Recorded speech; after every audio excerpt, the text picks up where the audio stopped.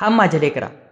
जर आज रात्री पडल्या पडल्या तुला उद्याची काळजी सतावत असेल, माझं पुढे काय होईल, माझं करिअर, माझं कुटुंब कसं चालेल, या भविष्याच्या चिंतेने तुझा आत्मविश्वास पूर्णपणे शून्यावर आला असेल, तर आज स्वतः ब्रह्मांड नायक श्री स्वामी समर्थ तुझ्या पाठीवर हात ठेवून बोलायला आले आहेत. आजच्या या महासंवादातील 15 दिव्य भागांमध्ये स्वामी तुला उद्याच्या भीतीतून मुक्त करणार आहेत. पाण्याच्या थेंबापासून ते मातीच्या कुंभारापर्यंत आणि जंगलातल्या वाघापासून ते समुद्रातल्या वादळापर्यंत अशी नवीन पूर्णपणे जिवंत आणि थरारक उदाहरणे आज तू या व्हिडिओत पाहणार आहेस, जी ऐकल्यानंतर तुझा आत्मविश्वास 1000 पटीने वाढेल.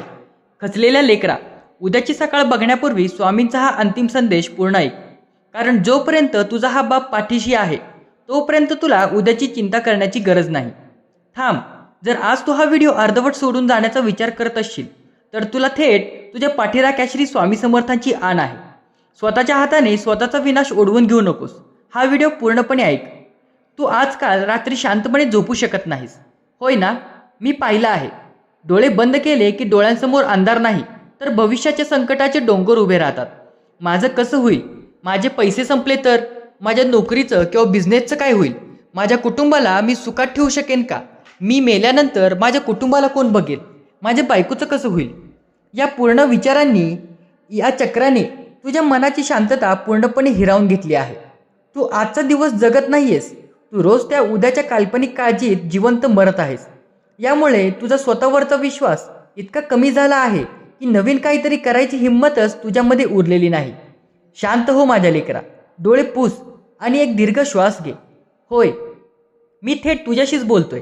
माझ्या लाडक्या बाळा, खूप थकलो आहेस ना रे तू उद्याचा विचार करून. ज्या गोष्टी अजून घडलेल्याच नाहीत, ज्या गोष्टी फक्त तुझ्या डोक्यात आहेत, त्यांना खरं मानून तू स्वतःचा आजचा सुंदर दिवस का खराब करत आहेस? वेड्या, ज्याने आज तुला दिवस सुखरूप दाखवला तो उद्याचा दिवस सांभाळायला समर्थ आहे की? तू जर स्वामींचा खरा भक्त असशील आणि तुझा माझ्यावर विश्वास असेल तर आत्ताच्या आत्ता व्हिडिओला लाईक कर आणि कमेंट बॉक्समध्ये श्री स्वामी समर्थ नक्की लिही. चिंता ही चितेसारखी असते असं म्हणतात, पण चिंता चितेपेक्षाही भयंकर असते. चिता मृत्यूदेहालाही जाळते, पण ही भविष्याची चिंता माणसाला जिवंतपणे आतून पोखरून टाकते. एखाद्या लाकडाला वाळवी लागली की ते वरून मजबूत दिसतं, पण आतून त्याचा भुगा होतो. तसंच या चिंतेने तुझ्या आत्मविश्वासाचा भुगा करून टाकला आहे. तू स्वतःला कमजोर समजायला लागला आहेस, कारण तुला वाटतंय की भविष्यात येणारी वादळं पेलण्याची ताकद तुझ्यामध्ये नाही. लेकरा, एक गोष्ट लक्षात ठेव, तुझ्या काळजीतून किंवा भीतीतून उद्याची संकट कमी होणार नाहीत. उलटं तुझी आजची ताकद मात्र पूर्णपणे संपून जाईल. नशिबाचा मालक मी आहे, तू नाहीस. मग माझ्या कामाची काळजी तू का करतोस? तुझे काम फक्त प्रामाणिकपणे कर्म करणे आहे. बाकी सगळं माझ्यावर सोडून तू निर्धास्त का होत नाहीस? तुला सुद्धा भविष्याची काळजी सतावत असेल आणि स्वामींवर पूर्ण तुझी श्रद्धा असेल तर कमेंटमध्ये नक्की लिही, स्वामी माझे भविष्य तुमच्या हातात सुरक्षित आहे. तुझा आत्मविश्वास कमी झालाय कारण तुला वाटतंय की देवाच्या घरात खूप उशीर झाला आहे. तुझी प्रगती थांबली आहे. पण बाळा, प्रत्येक गोष्टीची एक योग्य वेळ ठरलेली असते. आता मी तुला एक नवीन आणि जिवंत उदाहरण सांगतो. नीट एक खूप मोठा कुंभार होता. त्याने मातीचा एक गोळा घेतला, त्याला पाण्याचा हापका मारला आणि आपल्या चाकावर ठेवून गोल गरगर फिरवू लागला. त्या मातीच्या गोळ्याला खूप चक्कर येत होती. तो आतून घाबरला की माझा विनाश होणार. त्यानंतर कुंभाराने आपल्या हाताने त्या मातीला जोरात दाब दिला आणि आकार देऊ लागला. मातीला खूप वेदना होत होत्या.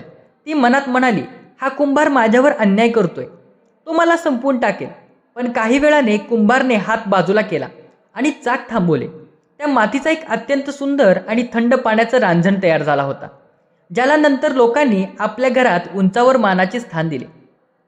माझ्या लेकरा, आज तुझ्या आयुष्याला जे चक्रव्यूहासारखे फेरे बसत आहेत, जी परिस्थिती तुला चारू बाजूंनी दाबत आहे ना, तो तुझा विनाश नाही. मी तो कुंभार आहे आणि तू माझी ती प्रिय माती आहेस. मी तुला आकार देत आहे कारण भविष्यात मला तुझ्याकडून खूप मोठे काम करून घ्यायचे आहे. या वेदना सहन कर. तुझा सुंदर आकार बाहेर येण्याची वेळ जवळ आली आहे. जर तुझा माझ्या या शब्दांवर आणि माझ्या घडवण्यावर पूर्ण विश्वास असेल तर कमेंटमध्ये आत्ताच टाईप कर, स्वामी मला तुमच्यावर पूर्ण विश्वास आहे. तू नेहमी विचार करतोस की उद्या जेव्हा माझ्यावर संकट येईल तेव्हा मला मदत करायला कोण येईल? माझ्याकडे तर कोणतीच मोठी सोय नाही. लेकरा, निसर्गाचा नियम समजून घे. हे दुसरे उदाहरण तुझ्या मनातील अंधार दूर करेल. उन्हाळ्याचे दिवस होते. कडक ऊन पडलं होतं. एका मोठ्या झाडाच्या पानाच्या टोकावर पाण्याचा एक लहानसा थेंब अडकला होता. तो थेंब खाली पाहत होता. तिथे फक्त सुकलेली माती आणि दगड होते. थेंब खूप घाबरला. तो विचार करू लागला, उद्या जेव्हा सूर्य उगवेल तेव्हा माझ्या उन्हाने माझा अंत होईल. मी वाळून संपून जाईल. माझं भविष्य अंधारात आहे. तो थेंब रात्रभर याच काळजीत रडत राहिला. पण पहाट झाली आणि सूर्य उगवण्यापूर्वीच निसर्गाने अशी चक्र फिरवली की हवेत प्रचंड गारवा निर्माण झाला आणि त्या थेंबाच्या शेजारी हजारो दवबिंदू जमा झाले. त्या झाडाच्या मुळांना खालून पाणी मिळालं आणि तो थेंब नष्ट होण्याऐवजी एका नवीन नदीचा भाग बनून समुद्राला जाऊन मिळाला. माझ्या लेकरा, तू स्वतःला तो लहानसा एकटा पाण्याचा थेंब समजू नकोस. तुला वाटतंय की उद्याच्या संकटाच्या उन्हात तू वाळून जाशील, पण विसरू नकोस, तुझ्या मागे या सृष्टीचा जनक उभा आहे. उद्या जेव्हा संकट येईल तेव्हा तुला वाचवण्यासाठी अदृश्य मार्ग कसे निर्माण करायचे हे मला चांगलं ठाऊक आहे. तू वाळणार नाहीस, तर तुझा प्रवास एका अथांग यशाच्या समुद्राकडे होणार आहे. भविष्यातील अदृश्य मदतीवर आणि स्वामींच्या नियोजनावर विश्वास ठेवण्यासाठी कमेंटमध्ये आत्ताच टाईप कर, स्वामी माझा हात कधी सोडू नका. तू वर्तमानात जगणे पूर्णपणे विसरला आहेस. तुझ्यासमोर आज सुखाचा घास आहे. आज तुझ्यासोबत तुझी माणसं आहेत, पण तू त्या उद्याच्या भीतीने आज हसणेही विसरून गेला आहेस. अरे, उद्या काय होणार आहे हे जर माणसाला आधीच कळले असते तर आयुष्यातील सर्व आनंदच संपून गेला असता. भविष्य हे रहस्य आहे आणि वर्तमाना हीच खरी भेट आहे. तुझा आत्मविश्वास तेव्हाच वाढेल जेव्हा तू स्वतःला सांगशील की आजचा दिवस माझा आहे आणि आजच्या दिवसात येणाऱ्या प्रत्येक समस्येचा सामना करण्याची ताकद माझ्या स्वामींनी मला दिली आहे. उद्याचा विचार करून आजची ऊर्जा नष्ट करू नकोस. उठ, खंबीर हो आणि स्वतःच्या आत्मबळावर विश्वास ठेव.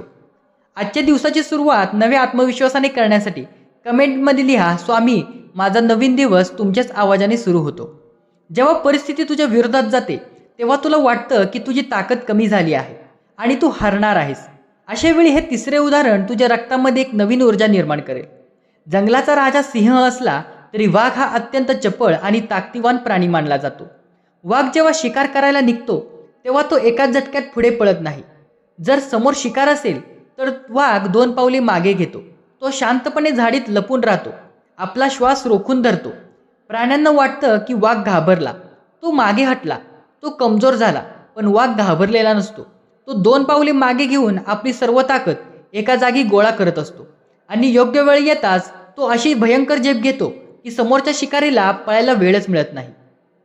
माझ्या लेकरा, आज जर तुझ्या आयुष्यात, तुझ्या करिअरमध्ये किंवा पैशांच्या बाबतीत तू 2 पावले मागे गेला असशील तर स्वतःला कमजोर समजू नकोस. तुझा आत्मविश्वास कमी होऊ देऊ नकोस.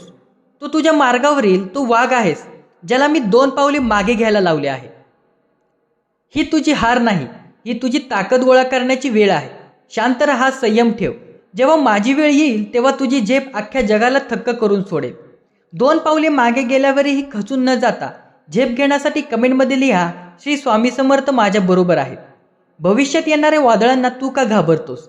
कारण तुला वाटतं की ती वादळ तुला उडवून लावतील, पण संकटांकडे पाहण्याचा दृष्टिकोन कसा असावा हे या उदाहरणातून समजून घे. जेव्हा आकाशात भयंकर काळे ढग जमा होतात तेव्हा विजा कडकडू लागतात, घरट्यांमध्ये लपून बसतात. ते भविष्यातील वादळाला घाबरतात का? पण त्याच आकाशात एक गरुड, एक असा पक्षी असतो जो वादळाला पाहून घाबरत नाही. जसा पाऊस सुरू होतो आणि वादळ वेगाने वाहू लागतं तसा गरुड त्या वादळाच्या वाऱ्याचा वापर करतो. तो आपले पंख पसरवतो आणि त्या वादळाच्या लाटांवर स्वार होऊन ढगांच्याही वर निघून जातो. जिथे पाऊस पडत असतो त्याच्याही वर गरुड शांतपणे उडत राहतो. तुझ्या आयुष्यातील भविष्याची चिंता, संकटे, पैशांची चणचण हे सर्व त्या काळ्या ढगांसारखे आहेत. तुला त्या लहान पक्ष्यांसारखे घाबरून घरट्यात लपायचे नाहीये, तर तुला माझ्या भक्तीचे पंख पसरवून त्या संकटाच्या वर गवैभवाने उडायचे आहे. संकट तुला संपवण्यासाठी नाही तर तुला उंचावर घेऊन जाण्यासाठी येत असतात, हे लक्षात ठेव. संकटांवर स्वार होऊन ढगांच्या वर झेप घेण्यासाठी कमेंटमध्ये लिहा, स्वामी मला सांभाळून घ्या. तू बाहेरच्या परिस्थितीला पाहून खूप लवकर विचलित होतोस. कोणाचे 2 शब्द किंवा उद्याची एखादी बातमी तुला आतून हलवून सोडते. यामुळे तुझा मानसिक तोल बिघडतो. हे उदाहरण मनावर कोरून ठेव. एक अथांग समुद्र असतो, त्याच्या वरच्या भागावर खूप मोठ्या मोठ्या लाटा उसळत असतात. जेव्हा वादळ येतं तेव्हा वरचं पाणी खूप खळवळलेलं असतं. जहाजे डगमगतात. बाहेरून पाहणाऱ्याला वाटतं की समुद्रात किती अशांतता आहे, पण जर तू त्या समुद्राच्या तळाशी खोल आत गेलास तर तिथे प्रचंड शांतता असते. वर कितीही मोठे वादळ आले तरी समुद्राच्या पोटातील शांततेला ते वादळ स्पर्शही करू शकत नाही. समुद्र आतून कधीच विचलित होत नाही. माझ्या लेकरा, तुझ्या अवतीभोवती कितीही वादळ असू दे, भविष्याची कितीही चिंता असू दे, तुझे अंतर्मन त्या समुद्राच्या तळासारखे शांत ठेव. जेव्हा तू माझ्या नामस्मरणात खोल डुबकी मारशील तेव्हा बाहेरची कोणतीही नकारात्मकता तुझ्या आतल्या शांततेला भंग करू शकणार नाही. आतून शांत राहा, बाहेरची वादळं आपोआप शमतील. मनातील अथांग शांतता टिकवून ठेवण्यासाठी कमेंटमध्ये लिहा, स्वामी तुम्हीच माझे सर्वस्व आहात. लोकांनी तुला नाकारले, तुला अपयशी ठरवले, म्हणून तुझा आत्मविश्वास कमी झालाय. तुला वाटतंय की आता तुझी या समाजात काहीच किंमत उरलेली नाही. पण बघता, लोकांच्या बोलण्याने तुझी मूळ किंमत कधीच बसलत नसते. एक माणसाने आपल्या खिशातून 500 रुपयांची एक कोरी करकरीत नोट काढली. त्याने ती नोट लोकांसमोर धरली आणि विचारले, ही नोट कोणाला पाहिजे? सगळ्यांनी हात वर केले. त्यानंतर त्याने ती नोट जमिनीवर टाकली. आपल्या पायाने ती चिखलात तुडवली आणि तिचा चुरगळा केला. ती नोट पूर्णपणे मलिन आणि चुरगळलेली झाली. त्याने पुन्हा विचारले, आता ही नोट कोणाला पाहिजे? लोकांनी पुन्हा हात वर केले. का माहिती आहे का? कारण ती नोट कितीही चिखलात तुडवली, चुरगळली तरी तिची मूळ किंमत 500 रुपयेच होती. ती बदलली नव्हती. माझ्या लेकरा, आज या समाजाने, या कठीण परिस्थितीने किंवा अपयशाने तुला चिखलात तुडवले असले, तुझा चुरगळला केला असला, म्हणून स्वतःला निरुपयोगी समजू नकोस. लोकांच्या नजरेत तू चुरगळला गेला असशील, पण माझ्या नजरेत तुझी किंमत अजूनही तीच आहे. तू माझा तो मौल्यवान अंश आहेस, ज्याची किंमत कमी करण्याची ताकद या जगातल्या कोणत्याही परिस्थितीमध्ये नाही. स्वतःची मूळ किंमत ओळखून ताटमानेने जगण्यासाठी कमेंटमध्ये लिही, स्वामी माझ्यावर कृपा राहू द्या. तू नेहमी तक्रार करतोस की माझ्याकडे वरवर पाहता कोणताच मोठा आधार नाही, कोणताच गॉडफादर नाही, मग मी पुढे कसे जाणार? पण लेकरास, आधार हा सर्वात मोठा अदृश्य असतो. एक अवाढव्य वडाचे झाड मैदानात उभे असते. कितीही मोठे वादळ आले तरी ते झाड जागेवरून हलत नाही. वरून पाहणाऱ्याला फक्त त्याच्या फांद्या आणि पाने दिसत होती. पण त्या झाडाची खरी ताकद कशात होती? जमिनीच्या आत अनेक फूट खोल गेलेल्या त्याच अदृश्य मुळांमुळे. ती मुळे कोणाला दिसत नव्हती, पण त्यांनी या विशाल झाडाला मातीशी घट्ट करून ठेवले होते. फांद्या तुटल्या तरी झाड पडत नव्हते, कारण मुळे जिवंत होती. माझ्या लाडक्या लेकरा, तू ते वडाचे झाड आहेस.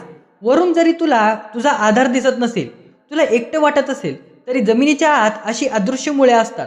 तसा मी अदृश्य राहून तुझ्या आयुष्याला घट्ट पकडून ठेवले आहे. जोपर्यंत माझी अदृश्य मुळे तुझ्या पाठीशी आहेत, तोपर्यंत जगातील कोणतेही वादळ तुला पाडू शकत नाही. तुझा आधार प्रत्यक्ष स्वामी समर्थ हे विसरू नकोस. स्वामींच्या अदृश्य आधारावर पूर्ण विश्वास ठेवण्यासाठी कमेंटमध्ये लिही, स्वामी माझ्यासोबत बरोबर राहा.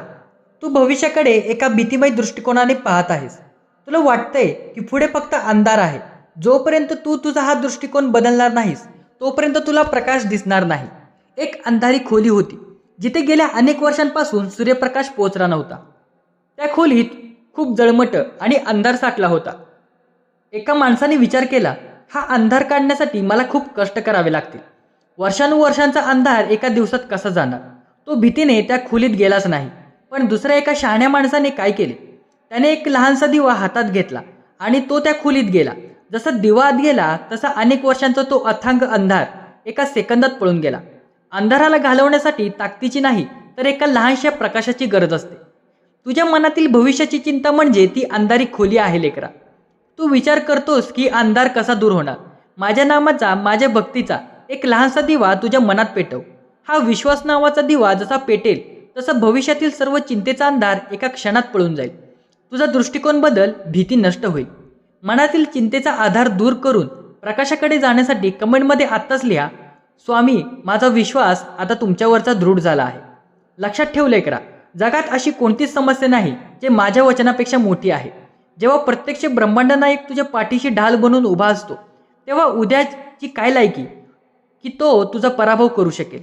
माझा हा महामंत्र, भिवू नकोस, मी तुझ्या पाठीशी आहे, हे केवळ शब्द नाहीत, हे माझे तुला दिलेले अंतिम कवच आहे. जेव्हा जेव्हा तुला भविष्याची चिंता सतावेल, रात्रभर झोप येणार नाही, तेव्हा शांतपणे डोळे बंद कर, छातीवर हात ठेव आणि या मंत्राचा श्वासोश्वासात जप कर. तुला जाणवेल की तुझी सर्व चिंता नष्ट झाली आहे आणि तुझ्या आत एक अफाट आत्मविश्वास संचारला आहे. स्वामींच्या या महाकवचाचा स्वीकार करण्यासाठी आत्ताच व्हिडिओला लाईक करा आणि कमेंटमध्ये लिही, स्वामी माझ्याशी बरोबर सोबत राहा आणि मला अभय द्या. आता निर्धास्त हो.